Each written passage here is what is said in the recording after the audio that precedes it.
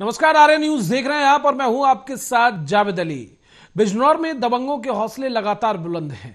बिजनौर में दबंगों द्वारा एक होटल के कर्मचारी से मारपीट की गई, जिसका वीडियो सोशल मीडिया पर तेजी से वायरल हो रहा है। होटल में एक कर्मचारी के साथ जमकर लाठी डंडे और लात घूंसों से मारपीट की गई। ये पूरी घटना वहां लगे सीसीटीवी कैमरे में कैद हो गई। सूचना पर पहुंची पुलिस ने सीसीटीवी फुटेज खंगाले और मामले की तफ्तीश शुरू कर दी। ये पूरा मामला थाना चांदपुर के मोहल्ला चिम्मन स्थित के एक होटल का बताया जा रहा है। अलानी में होटल बंद करके जा रहा था। 6-7 लड़के आए, उनमें से एक का नाम कासिम है और एक का समीर है। हाँ। आने के बाद उन्होंने डंडे बजाए मेरे ऊपर। भैया चोट कहाँ आई है? चोट भैया पूरे शरीर में डंडों का निशान है, मुंह फट गया। मामला क्या है वैसे? भैया मामला नहीं पता, मैंने कुछ भी बना, मेरे उनसे कोई बातचीत। बस मारपीट करके चले गए भैया। कहाँ चोट है? भैया पूरे यहाँ डंडे वंडे सब लगे हुए हैं, यहाँ भी चोट है भैया। पास सोच लिया, डंडों से मारा भैया। पुलिस को सूचना दे दी? जी भैया दे दिया। उधर यूपी के हमीरपुर में चोरों के हौसले लगातार बुलंद नजर आ रहे हैं। हमीरपुर में चोरों ने 3 घरों में चोरी की घटना की वारदात को अंजाम दिया। होमगार्ड के घर चोरी करते समय परिवार जागा तो चोरों ने हमला कर दिया। चोरों ने माता पिता को कमरे में बंद कर दिया और पत्नी ने इसका विरोध किया तो पति को जमकर चाकुओं से मारा। लाखों के जेवरात पर नकदी ले चोर उड़ा ले गए और तीनों चोरों ने इलाके में लगे सीसीटीवी कैमरे में तीनों चोर कैद हो गए। चोरी की घटना को अंजाम देने के बाद गली में भागते चोर नजर आए। वहीं 3 घरों में हुई चोरी से इलाके में हड़कंप मचा हुआ है। बीते हफ्ते भी कई घरों में इसी तरह की वारदातें पुलिस चोरों के द्वारा की गई थी। वहीं सूचना पर पहुंची पुलिस मामले की गहनता से जांच पड़ताल कर रही है। राठ कोतवाली क्षेत्र के महबूब नगर फरसौलिया इलाके का यह पूरा मामला बताया जा रहा है।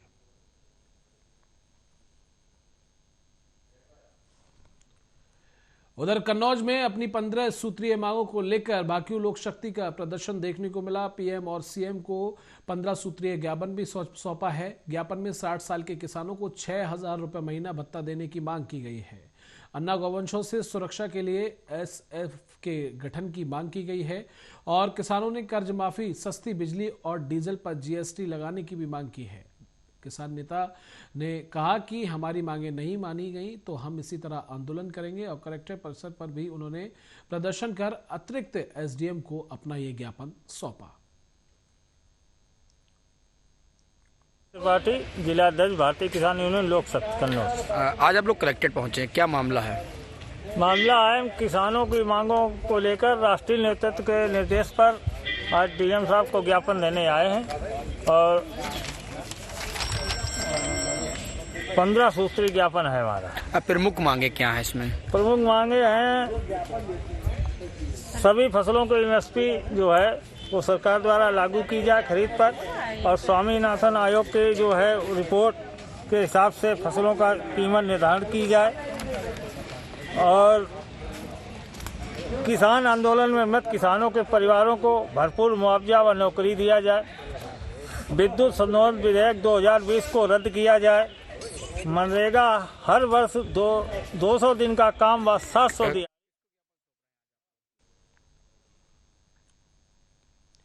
आगे बढ़ेंगे, बात यूपी के मैनपुरी की करेंगे। मैनपुरी पहुंची सपा सांसद डिंपल यादव ने भोगांव विधानसभा कार्यकारिणी का गठन किया।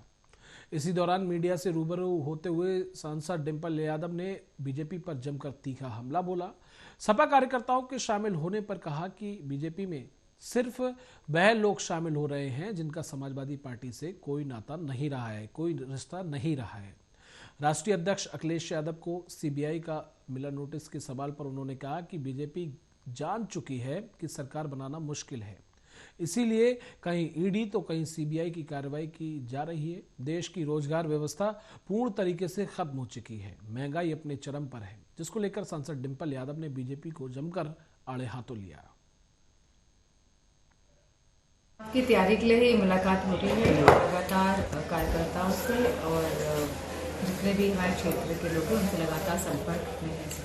राज्यसभा चुनाव में बगावत देखने को मिली, क्या लगता है किस तरह की आगे की रणनीति रहेगी ऐसे लोगों ने जिन्होंने बगावत की है, क्रॉस वोटिंग की है? मैं समझती हूँ कि क्योंकि इंडिया अलायंस चुनाव लड़ने जा रहा है और समाजवादी पार्टी और कांग्रेस दोनों ही बहुत ही मजबूत स्थिति में हैं और बहुत ही अच्छा चुनाव लड़ने जा रहे हैं।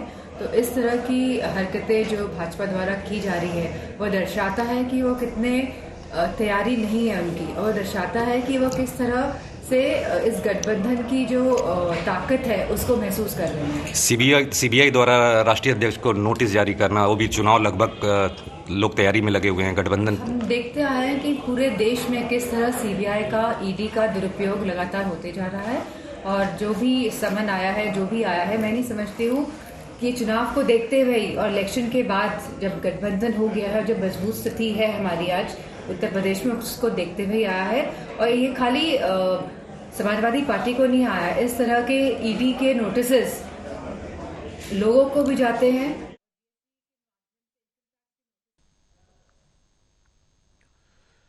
उधर कन्नौज में पूर्व केंद्रीय मंत्री प्रदीप सेन आदित्य पर मुकदमे का विरोध प्रदर्शन किया गया। कांग्रेस नेताओं ने कार्रवाई का विरोध कर जमकर हंगामा किया और मुकदमा वापस लेने की अपनी मांग उठाई। राज्यपाल को इसको लेकर ज्ञापन भी भेजा गया और दर्ज मुकदमे वापस लेने की लगातार उनके द्वारा मांग की गई। वहीं झांसी में रविदास जयंती के दिन प्रतिमा लगाने पर यह मुकदमा दर्ज हुआ था। मुकदमा पूर्व केंद्रीय मंत्री सहित 60 पर दर्ज है और मुकदमा जिला अध्यक्ष की अगुवाई में कांग्रेसियों ने कलेक्टर पहुंचकर वापस लेने की जमकर मांग की और प्रदर्शन भी किया। नौजवान विरोधी ये सरकार नहीं चलेगी, नहीं चलेगी। दलित विरोधी ये सरकार नहीं चलेगी। उधर राजस्थान के अजमेर की टाडा कोर्ट ने 1993 के बम धमाकों के आरोपी अब्दुल करीम टुंडा को निर्दोष बताते हुए बरी कर दिया है। उसे 2013 में गिरफ्तार किया गया था। कौन है करीम टुंडा, रिपोर्ट के जरिए दिखाते हैं आपको।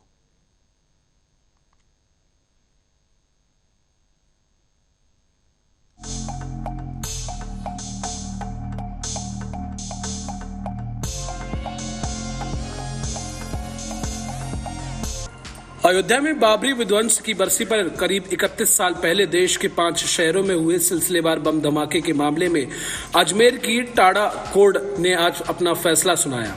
इस मामले में आतंकी अब्दुल करीम टुंडा मुख्य आरोपी है, जिसे आज बरी कर दिया गया। कि मेरे मुवक्किल अब्दुल करीम टुंडा पूर्णतः निर्दोष हैं। माननीय न्यायालय के ने आज ये फैसला दिया है।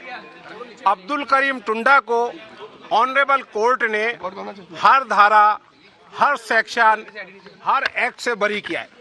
सीबीआई प्रोसिक्यूशन अदालत में अब्दुल करीम टुंडा के खिलाफ Tada act, IPC, railway act, arms act, विस्फोटक अधिनियम, किसी मामले में कोई ठोस सबूत पेश नहीं कर सकी। शुरू से हमारा ये कहना था, मेरे मुवक्किल का ये कहना था कि अब्दुल करीम टुंडा निर्दोष है। अब्दुल करीम टुंडा की निर्दोषिता आज न्यायालय में एक बार फिर साबित हुई है। अब्दुल करीम टुंडा के खिलाफ जितने भी मामले दर्ज हुए हैं, किसी मामले में अब्दुल करीम टुंडा पर आतंकवाद के जो चार्ज थे, जो मामले थे, किसी मामले में अब्दुल करीम टुंडा दोषी सिद्ध नहीं हुए हैं और आज भी अब्दुल करीम टुंडा बरी हुए हैं। मैं कह रहा हूँ इरफान और जिसे साल 2013 में नेपाल से गिरफ्तार किया गया था। पिछले साल उसे अजमेर लाया गया था, तब से वह अजमेर की जेल में कैद था। देश में 3 टाडा अदालत हैं, जिनमें से एक अजमेर टाडा कोर्ट भी है। अजमेर की टाडा कोर्ट में उत्तर भारत से जुड़े ज्यादातर मामलों की सुनवाई होती है। काल दिन के रूप में मनाकर 6 दिसंबर 1993 को देश के 5 बड़े शहरों में बम धमाकों से दहलाने वाले मामले में 29 फरवरी यानी कि आज टाडा अदालत का फैसला आया और लखनऊ, कानपुर, हैदराबाद, सूरत और मुंबई की ट्रेनों में ये सिलसिलेवार बम धमाके हुए थे। अजमेर की टाडा कोर्ट में इस मामले की सुनवाई हुई। 570 गवाहों के बयान और दोनों पक्षों की बहस के बाद कोर्ट ने 23 फरवरी को आदेश सुरक्षित रख लिया था।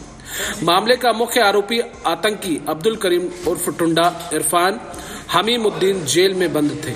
मामले की जांच करते हुए एनआईए ने नेपाल बॉर्डर से टुंडा को गिरफ्तार किया था। उसे पहले साल 24 सितंबर को उत्तर प्रदेश की गाजियाबाद जेल में अजमेर लाया गया था। टुंडा लश्कर जैसे कुख्यात आतंकी गिरोह से जुड़ा हुआ था। साल 1985 में अब्दुल करीम टोंक जिले की एक मस्जिद में जिहाद मीटिंग के दौरान पाइप गन चलाया था। इस दौरान गन फटने से उसका हाथ उड़ गया था। तब से उसके नाम से आगे टुंडा शब्द जुड़ गया। उत्तर प्रदेश के हापुड़ जिले में स्थित पिलखुआ में रहकर बड़ाई का काम करने वाले टुंडा अपने रिश्तेदारों की हत्या का बदला लेने के लिए 1980 से ही आतंकी संगठनों से संपर्क में आ गया था। इसी वक्त उसने पाकिस्तान की एजेंसी ISI से भी ट्रेनिंग ले ली और लश्कर-ए-तैयबा के संपर्क में आ गया। देश भर में उसके खिलाफ 33 आपराधिक मामले दर्ज हैं, जिसमें 40 बम धमाके कराने का भी आरोप है।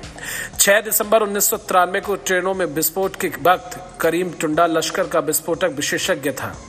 मुंबई के डॉक्टर जलीस अंसारी और अपने अन्य साथियों के साथ टुंडा ने तंजीम इस्लाम उर्फ मुसलमान संगठन बनाकर बाबरी विध्वंस का बदला लेने के लिए 1993 में मुंबई, लखनऊ, कानपुर, हैदराबाद और सूरत में ट्रेनों को बम से धमाके किए थे। उस पर 1996 में दिल्ली में पुलिस मुख्यालय के सामने भी बम धमाके का आरोप भी है। इसके बाद देश की सुरक्षा एजेंसियों ने उसके खिलाफ रेड कॉर्नर नोटिस जारी किया था। खास बात यह भी है कि साल 2001 में संसद पर हमले के बाद भारत ने पाकिस्तान से जिन 20 आतंकियों के प्रत्यर्पण की मांग की थी, उसमें टुंडा का नाम भी शामिल था। बहरहाल राजस्थान के अजमेर की टाडा कोर्ट ने 1993 के बम धमाकों के आरोपी अब्दुल करीम टुंडा को निर्दोष बताते हुए बरी कर दिया है। उसे 2013 में गिरफ्तार किया गया था। Special desk, Arya news.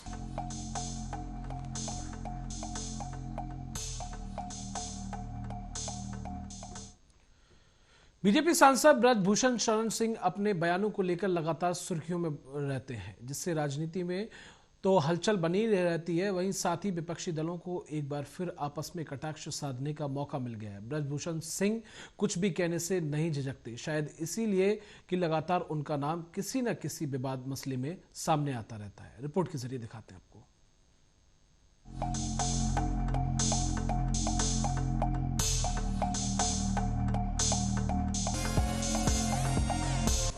2024 के लोकसभा चुनाव को मजबूती के साथ साधने के लिए इंडिया गठबंधन बनाया गया था, जिसका एकमात्र टारगेट किसी भी तरह से एनडीए को रोकना था। लेकिन 26 दलों को मिलाकर बने इस गठबंधन की डोर ज्यादा दिन तक नहीं टिक सकी और एक एक करके कई लोगों ने इससे अपना हाथ पीछे कर लिया। सबसे पहले आपको इंडिया गठबंधन की नींव के बारे में बता देते हैं कि ये क्यों और किस लिए बनाया गया था। भारत के 2 दर्जन से अधिक राजनीतिक दलों ने आगामी आम चुनाव में पीएम मोदी के नेतृत्व वाली पार्टी यानी बीजेपी का मुकाबला करने के लिए एक गठबंधन बनाया था, जिसमें मुख्य विपक्षी दल कांग्रेस के साथ साथ तमाम क्षेत्रीय दल शामिल हुए थे। इस गठबंधन का नाम Indian national development inclusive alliance रखा गया था, यानी इंडिया गठबंधन। इस इंडिया गठबंधन के शुरुआती दौर से लेकर इसके टूटने की कगार तक आने वाली घड़ी में इंडिया गठबंधन ने लगातार हलचलें मचाई हैं, चाहे वह जोड़ने की बात हो या इसके बिखरने की बात।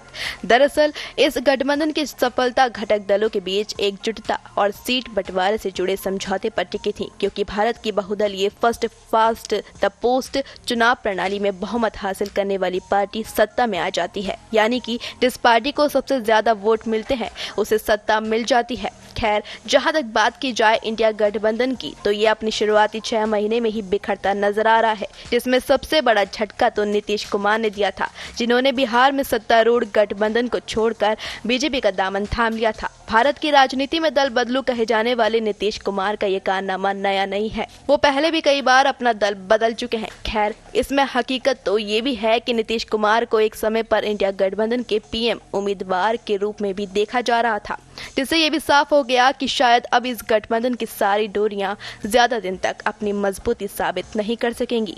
वहीं गठबंधन से जुड़े 2 अन्य दलों आम आदमी पार्टी और टीएमसी की बात करें तो अरविंद केजरीवाल, जो हमसे बन पड़ेगा हम करेंगे। दिल्ली पुलिस हमारे पास नहीं है, जो कि सीधे सीधे जनता की सुरक्षा के लिए जिम्मेदार है, लेकिन हमारे दायरे में जो कुछ आता था हमने वहाँ पे स्ट्रीट लाइट्स लगवाई और उसी दिशा में हमने बसों के अंदर बस मार्शल्स की नियुक्ति की। एक तरफ बसों के अंदर सीसीटीवी कैमरे भी लगाए गए, पैनिक बटन भी लगाए गए और साथ साथ बस मार्शल्स की नियुक्ति भी की गई, क्योंकि बसों के अंदर न केवल महिलाओं की सुरक्षा का मामला है, छोटे मोटे कई सारे अपराध होते हैं, जेब कतरे आते हैं, जेब काटते हैं, छेड़छाड़ करते हैं महिलाओं के साथ, किस्म किस्म के अपराध होते हैं। उन सब अपराधों को रोकने के लिए बस मार्शल्स की नियुक्ति का प्रपोजल बनाया गया और 2015 से बस मार्शल्स अच्छा काम कर रहे थे। और ममता बनर्जी ने भी इंडिया गठबंधन से किनारा कर लिया है। इसके पीछे अपनी मांग का पूरा ना होना बताया जाए या इसके पीछे कुछ और ही बात है, कुछ कहा नहीं जा सकता। लेकिन दिल्ली, पंजाब और पश्चिम बंगाल में सीट बंटवारे की संभावना नहीं थी। इस गठबंधन में ये सब एक जैसे वक्त में हुआ है। जब मोदी सरकार बेहद मजबूती के साथ आगे बढ़ती हुई नजर आई। जहां तक देखा जा सकता है कि बीजेपी ने दिसंबर में ही छत्तीसगढ़, राजस्थान और मध्य प्रदेश जैसे अहम हिंदी भाषी राज्यों के विधानसभा चुनावों में धमाकेदार अंदाज में जीत दर्ज की। इसके बाद जनवरी में नरेंद्र मोदी ने अयोध्या में राम मंदिर का उद्घाटन कर आगामी चुनाव के लिए एक तरह से चुनावी बुगुल फूंक दिया था। अब देखा जाए तो राहुल गांधी का पूरा फोकस भारत जोड़ो न्याय यात्रा पर था, जिससे उन्हें जनता का समर्थन भारी मात्रा में मिल सके। शायद राहुल को लगने लगा था कि जिस तरह से भारत जोड़ो यात्रा ने उनकी छवि को बेहतर किया, उसी तरह इस यात्रा से भी उन्हें भारी मात्रा में समर्थन मिल सकता है। वहीं सपा अध्यक्ष अखिलेश यादव की बात करें तो उन्होंने साफ तौर से कह दिया था कि जो सीट उन्हें देनी थी दे दी गई है। यहाँ पर उपस्थित समाजवादी पार्टी के हमारे सबसे वरिष्ठ नेता आदरणीय बलराम यादव जी,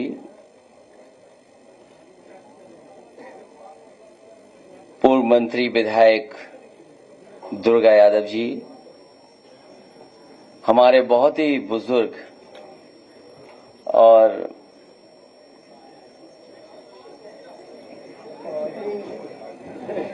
जानकार और सूझबूझ रखने वाले हमारे कई बार के विधायक, कितनी बार हो गया?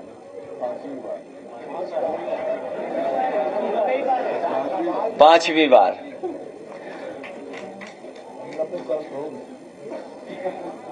अभी 90 के नहीं हुए। नफीस से लेकर के संग्राम और हमारी पार्टी के, जिनके मैं नाम नहीं ले पा रहा हूं, सभी हमारी पार्टी के वरिष्ठ नेता। मैं सबसे पहले शाह आलम गुड्डू जी को बहुत बहुत धन्यवाद और बधाई देना चाहता हूं। मैं उनका स्वागत करता हूं। उनके साथ साथ उनके सभी सहयोगी साथी जो आज इस हॉल में हैं और लाखों संख्या में जो आ नहीं पाए हैं, जो पूरे प्रदेश में जगह जगह पर हैं, मैं उन सबको आज के दिन की बहुत बहुत मुबारकबाद देना चाहता हूं। मुझे याद है 2022 के चुनाव से पहले गुड्डू जमाली साहब हमारे पास आए थे। किन्हीं परिस्थितियों, किसी कारण हम लोगों का साथ नहीं हो पाया। अब फैसला कांग्रेस का है कि गठबंधन करना है या नहीं। अब आगामी लोकसभा चुनावों की नजदीकी को देखते हुए इंडिया गठबंधन अपना रास्ता साफ कर पाता है या नहीं, ये एक बड़ा सवाल है।